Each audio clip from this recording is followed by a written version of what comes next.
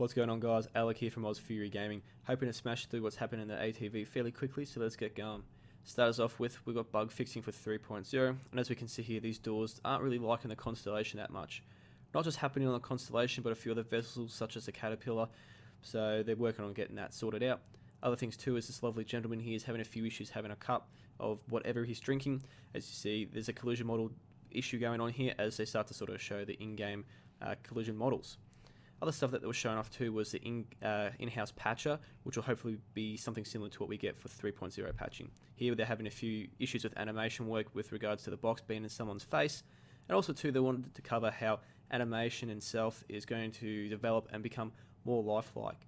They noticed that a lot of animations for the NPCs, with how they interact with items or people at kiosks or anything like that, aren't quite sitting where they thought they should be, or just haven't taken on what they had hoped for. So there's a lot of rework going on for that. Other things aside too, they decided to cover the issues that they've got going. So as we can see here, they're hoping to be down to 80 issues by tomorrow. Next thing on the list was Surface Outpost Part 2. This includes all the stuff from previous Surface Outpost looks, as well as some new bits and pieces. Some of that includes the landing pads here, as well as some external components that we haven't quite seen before.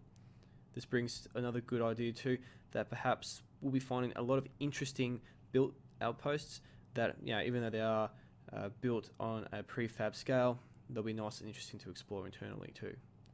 Now I like to point out here the watermelon. Just a nice little bit just cut up there, and also too the drug lab. We've seen this once before, but they use this as an example to talk about how they layer and how they build the different buildings and have a certain aspect in mind for what they do. For example, a mining area or a mining outpost was going to be a bit more rough versus a hydroponics, which would be more sterile. Other things they showed off, like we've seen before, is how they actually place the outposts. If you're unaware, outposts are actually hand placed by the guys who build it, going around finding places where they would look good or where you would actually find one. They're not going to be stupidly hidden away per se, but they will be in places that will be recognizable and easy to find. So like I said too, we're going to have different internals. We have two main companies at the moment, Rayari and Sherbin.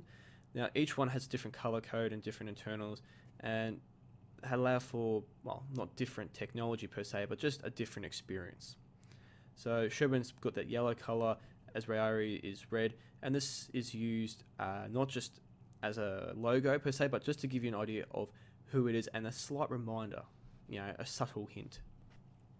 Other things too, guys, to take into account is not all outposts will be owned by large corporations. Some will be owned privately or in small business fashions. So this can be seen via the internals of the outpost, where we can see a picture there. It's a bit messy around the edges, but it feels more like a home away from home as they described it in ATV. Now another thing I want to talk about too is the outposts and why they might be important. If you haven't followed ATV before or watched any of the videos about surface outposts, basically outposts will have purposes to either storage or hydroponics. Eventually we'll have a mining module as well, which will allow us to mine minerals and actually put them onto our ship. But all this stuff is sort of going to be progressively put in. For example, mining won't be until mining is all properly implemented. Now, if you're unaware too, the moons are going to actually have a proper orbit. Like, it's not just going to go day, night randomly. No, the moons and planets will actually orbit properly that we'll be able to visit. And the reason for this too is to take into account how these outposts will look with the day and night cycle. Will they be easy to find? Do they look proper? How's it all going to play out? So that's what these snapshots are about. Now last and not least, guys, they were showing off the prefabs for how outposts are put together. As we can see here, they're all fairly similar, fairly modular, something to what reminds me of what No Man's Sky does with their modular system in building, where they have this nice big sort of squarish, really tough feeling sort of building. Note too, we have solar panels. I'm not quite sure what those four-legged looking things are. There could be a wind farm or something. Then also too, don't forget we have fuel reserve tanks, beacons, all those sorts of stuff, as well as what the cargo looks like, containers and things lying about.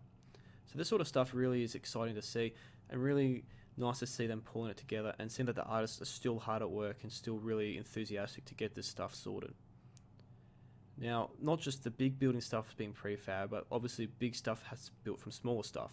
So here they are showing off the walls, how all the different components come together, and it really gives you an idea of how much work the artists have put in to create these beautiful and really lifelike, in my opinion, feeling buildings. So I'm just going to leave you with this, guys, to finish it off. Leave a like if you enjoyed it, comment if you want to talk about anything. That subscribe button there if you want to join on, and I just hope you enjoyed the video. Hope to catch you guys around the verse. Toodaloo.